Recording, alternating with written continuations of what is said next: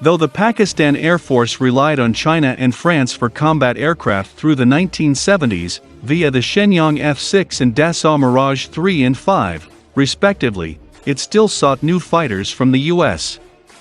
While it did not succeed in this endeavor until the 1980s, with the acquisition of the F-16s, the PAF spent a major part of the 1970s negotiating with the US for a suitable replacement for its North American F-86 Sabres. In 1974, the Pakistan Air Force shortlisted its options to the Northrop F-5 Freedom Fighter or Tiger, and the Ling-Temco-Vought, LTV, A-7 Corsair II. It selected the A-7 Corsair II, and made a formal request to visit LTV Aerospace Corporation to evaluate the aircraft that same year. By 1977, the US and Pakistan were working on a deal of up to 110 A-7s for $500 million. However, the Jimmy Carter administration canceled the potential deal on the grounds that the sale could destabilize the balance of power in South Asia. Washington also hoped to leverage the A-7 as a means to encourage Pakistan to scale back its then clandestine nuclear weapons program.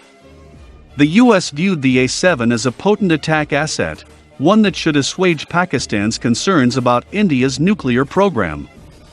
Interestingly, not only did the US keep its offer of F-5Es to Pakistan on the table, irrespective of Pakistan's nuclear program, but to ensure India did not widen the gap too much, prevented Sweden from selling its JA-37 Viggen aircraft to the Indian Air Force. The US also continued speaking to Pakistan on the sale of combat aircraft, but under the Carter administration's stricter arms export framework, restricting access to systems equivalent in capability to those used by the US. Through the 1970s, the US was consistent with the view that a natural successor to the PAF's F-80SIXS would be the F-5E Tiger II. By 1979, the US offered 40-plus F-5Es for $450 million, with the possibility of boosting the offer to 70 to 80 aircraft.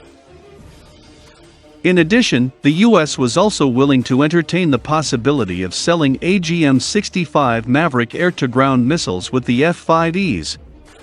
It was unclear how talks were progressing for the F-5Es, but in lieu of its own advanced aircraft, like the F-16, the US was also prepared to encourage other countries to provide financing support should the PAF request aircraft from them.